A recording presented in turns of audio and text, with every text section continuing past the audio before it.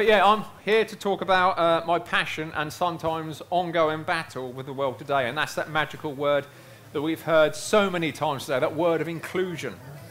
But inclusion, I believe, is an odd statement, and why inclusion matters is the oddest statement. We know why inclusion matters because we can see it here today at this fantastic festival. Inclusion at its utter best practice.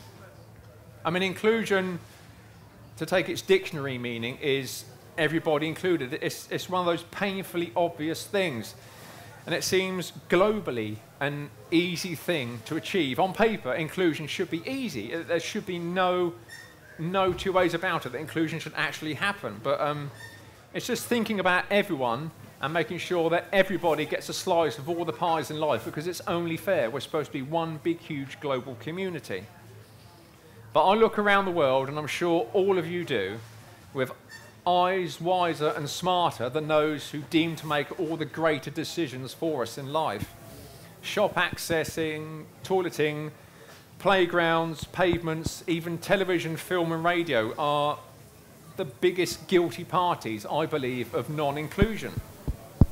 So what are we going to do about it? As that big chant, what are we going to do about it? Football terrorists, yes, but what are we going to do? I mean, a sea change of attitude is the first thing that's actually needed, and that's from around those people who fail to listen and communicate with fantastic days like this and communities and charities and events.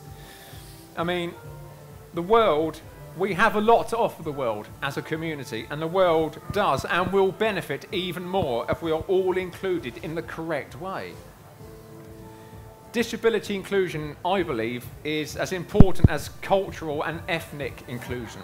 I mean, the disabled community encompasses all these brilliant traits, and therefore, in my eyes, is the most unprejudiced, accepting community on the face of the earth, which just makes that community even more brilliant and even more deserving of being seen 24/7 absolutely everywhere. This community, which I'm very lucky to be part of, nice burger, Emily, deserves its place alongside all others in the day-to-day of employment, social and media worlds. Now we can imagine if, starting from now, today, here at this incredible forward-thinking event, that all the planners and game changers suddenly woke up in the middle of the night in a fit of panic and went, oh my God, we just realised what we haven't been doing. What idiots we are. As they go along and they decide from midnight plus one to rip up all their pre-made plans for shops, playgrounds and events and things like that, and decide to start again, refocus and rethink how they can actively include everybody. And it's not that hard, it's really not. Dialogue and forward thinking, I mean, we all know it as parents and carers, charities and activists, but for some reason that wider world has yet to wake up to this painfully obvious thing that is prevalent here today. I mean, imagine that world where negativity, labelling and boxing in of people would be as irrelevant as another series of that fantastic celebrity Big Brother. Picture that world where our children have access to all they need, can go where they wish and work where they wish. The kids' generation of Megan and Emily over there, they're the generation that will grow and have more collective voices. They're the ones who will grow up and deserve their place in the wider world because they'll be seeing it all and bringing it to the future. They'll be getting louder and louder. As I said, we know inclusion is obvious, but we should not have to tell the wider world about it. It should just be a principle that's already in place. The benefits of inclusion are, well, the benefits would be social benefits, mental benefits, and physical benefits. It's not just a fact of getting everyone to show everything. The benefits that feed off it would be amazing for absolutely everybody. And that wouldn't just be for kids, that would be for mums and dads and carers as well. It would take away some of the pressure that social exclusion and ignorance can bring if just everybody was included. Now, as you can tell, I love that word include, and I love that word inclusion. I've only said it about, how many times now, Si? 43 times, plus that, but 43,000 times. But I believe it's really important, I really do. Especially having a daughter as amazing and slightly potty as Emily over there. Emily, you going to dab for me? Yay, thank you, Emily. Oh, don't worry about it. But yes, I'm slightly obsessed with it, and you've heard it several times, 43 times, according to Simon there. But I'm not trying to be preachy, I'm just passionate, and sometimes irked and frustrated. I see the frustration through the eyes of Emily, who tries her damnedest to destroy our house with her wheelchair by crashing into things whilst not putting down her Nintendo. But also the fact that she loves wheelchair, basketball, art, books and music. And these are the things she would love to explore more, but through bad access and exclusion, unfortunately she can't.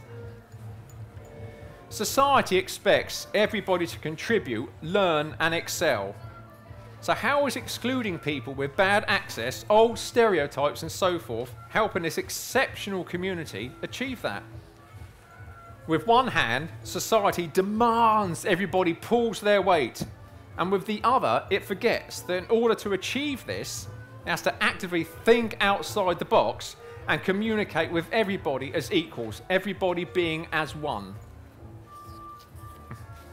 Now, while there's some wonderful inclusionists out here today, some wonderful events, including Phil the Force Day guys here included, it's just absolutely superb. Like-minded individuals and groups who constantly push for something that should just be the norm. A prime example, I'll take it off track a minute, is Emily's school that she's just left. Emily went to a mainstream school, where to all the kids there, she was just Emily. Weren't you? You were just Emily. I love talking about you because I'm proud of you and your generation. I can't help it. I'm stood up here waving my arms around like a hyperactive bat. That's what I do. But yeah, point in principle was Emily's school, the children at Emily's school. When they went to the playgrounds, when they went to the beach, they saw that Emily couldn't go. So they laboured and they wrote to the local councillors to say, we can go and play in the playgrounds on the beach, why can't Emily? What are you going to do about it? That's what I like to see, that generation being the future inclusionists. If the generation above us are still yawning and stretching and deciding whether it's worthy or not, but it is absolutely worth it. Dust off your glasses, greater society. Now, as these guys are aware, my story with inclusion is right here in front of me. The Department of Ability, which I put together with Emily's help to help showcase some inclusion in the media and film world. Isn't that correct, Emily? Yes, silent yes. Because the biggest influences on modern culture today are television and the media that surrounds it. Beamed into every home in the country via iPad or television. They have a responsibility, as my good friend Adam said this morning, to showcase community and society as a whole. If they did that more actively, not to put you out of a job, by the way, definitely not, it would create a drip feed scenario of inclusion that would drip down through every house in the country, opening minds and eyes to effectively work its way around the greater society. That's my biggest bugbear, television and film. It needs to be actively more open, both in front of and behind the camera for inclusion, because it will create a network that will spread through the power that it has. I've had meetings with people at the BBC and others at Channel 4. That's where I bumped into Adam and asked for his autograph. Yet to ask for mine, though, unfortunately. But they're doing their bit, but as far as I'm concerned, they need to do more. So yes, this is me. My favourite word being, what is it, Emily? Inclusion. My favourite word is inclusion. But as I said, today there are fantastic people doing fantastic things other than just me. I've met some amazing people today, and there are a lot of amazing people here in this room. We just need the wider world to shake off those apprehensions and just create a more inclusive future. But yes, I'm not going to bore you anymore, but thank you very much for listening to me. I'm honoured to be able to speak here at Parallel Beats. I'm honoured, and I thank Andrew and everyone else for allowing me to talk. But yeah, thank you very much, guys. I'll not labour you anymore. You can go and eat and drink and explore. But thank you very much. So as a parent, what's probably one of the biggest stumbling blocks to be able to have that inclusivity for your child? Well, the biggest stumbling block is effectively getting people to listen to you. I mean, as far as Emily's generation is concerned, that they showcase a lot of independence and a lot of brilliance. But unfortunately, there's still a generation that look at these children with a bit of the, oh, bless syndrome, oh, aren't they sweet? Whereas they should be listened to them more. I mean, it's great occasionally that people do listen to me and the stuff I'm trying to promote, but at the end of the day, it's the kids they really need to grab the microphone to, put it in their face and say, what do you want to see with your future? How can we help? How can we change things? But unfortunately, that's a precedent that still hasn't happened. So in terms of forging better relationships with broadcasters or the media, and even with your comic, what's your hope for the future? So when Emily's an adult, what world do you think she'll be able to grow up into? Well, I'm hoping she'll just grow up into a completely accessible world. I mean, we had this wonderful chat the other night when we thought that everything, all the new builds that are happening around the world now and around the country, why isn't everything just built with a ramp rather than steps? I mean, it wouldn't matter to you or me to walk up a ramp, would it? So children, therefore, be able to access everything. But we have fighting so many battles on so many fronts, not just on the media, but on local playgrounds and on hospitals, on toilets and stuff like that. I mean, there needs to be more dialogue with people that these decisions will ultimately affect. Like Mick Scarlett, who's doing a speech this afternoon, he's like the ideal person to go and speak to. That's what they need to speak to these children and say, well, we're looking at putting this in. How can we access it or design it to make it more inclusive for you? And when you do bring instances like the beach where you couldn't get access to it, when you bring those to organisations or politicians, what kind of reaction do you get? Are they sympathetic but not going to do anything, or do you actually feel like they're actually going to put some work in? Good question. Yes, no, it's sympathetic to a point, but we always have to bring in the strong arm of the media. I have a fantastic local BBC where we are, BBC Southampton, and we pushed when Emily went to the playground in order to get access, but emails were refused or non-answered, so eventually all I had to do was make a phone call to people at BBC South Today. One film later, then they couldn't do enough to placate us and get us some work done. So then that kind of moves on to the next question in terms of why is it so important that people tell their stories and people who aren't telling but are listening share those stories? What power can that have on social media when it comes to pushing causes like your own?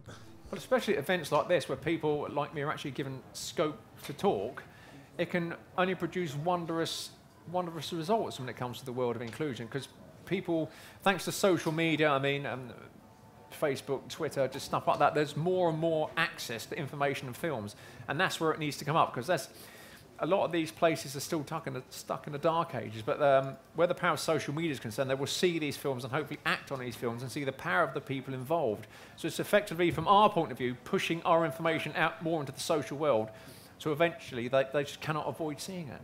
So in terms of the able-bodied community, what more can they do to help parents like yourself, or generally just help anybody who's enjoying Para London and has those difficulties and those challenges they face in every day, just trying to lead what we'd call normal life, but just a life, basically? Well, I think what it is, a lot of people here that are able-bodied and stuff, I mean, it's true of a big proportion of society that they're not really concerned.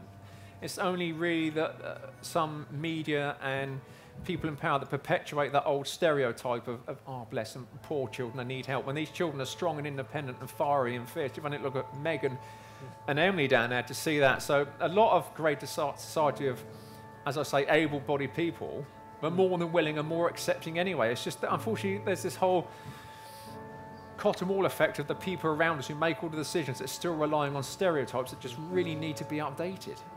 So when you came to Parallel London, you became one of the ambassadors. Why do you think events like this are so important for everybody to be inclusive and everybody feeling like they can come and enjoy? I think you just hit the nail on the head, because everyone can feel they can come and enjoy and access and experience and eat and socialise. I mean, isn't that what makes a global community one, makes a global community fantastic? All those things literally facilitated into one. And Parallel London actively does that.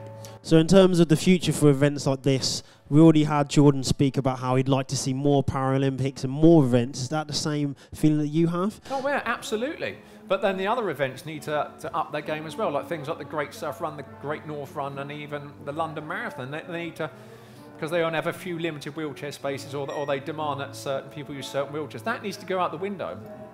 Parallel London, I think, is going to be the game changer, and the bigger it gets, and the more further it spreads, it will change that whole perspective. I think that's the power of this. This is going to be the heartbeat of a more inclusive world. So, just finally, we're down to the last couple of minutes now. For any parent out there who's in the same position as you, what advice would you give them in order to basically allow their child to flourish and enjoy everything that every other child would like to enjoy? What advice would you give them in those, not darker moments, but those more challenging moments? I'd just say, create contacts, get in contact with other families like yourself. Just network, have a look around, because there's so much available, so much more help. Even before Emily was born, that was in the early days of the internet stuff, we had no help. But these days, it's just absolutely everywhere. Go source, just go see a neighbour, go make a friend, phone anyone up. There's always a network there to people that will help. Absolutely everywhere. And how would they find one of these networks, just quickly? Like, what's one of the best platforms that's helped you finding people? Obviously, social media. Just social media has been the best thing. Even leaflets at a hospital, things like that. But yeah, social media, Facebook is fantastic for the little support groups it has. I'd say things like that, the more personal local groups are the best ones to get in contact with, because it's paid dividends, especially for us. Okay. So once again, ladies and gentlemen, we can have a big round of applause for Dan White. Very inspirational talk.